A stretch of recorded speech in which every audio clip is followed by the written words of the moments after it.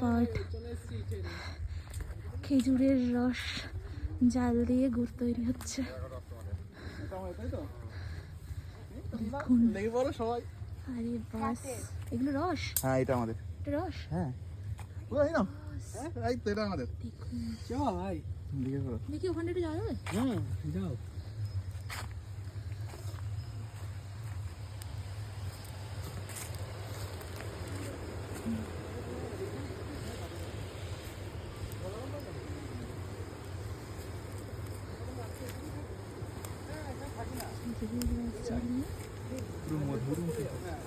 গুড় তৈরি হচ্ছে, পুরো অরিজিনাল গুড়। হ্যাঁ,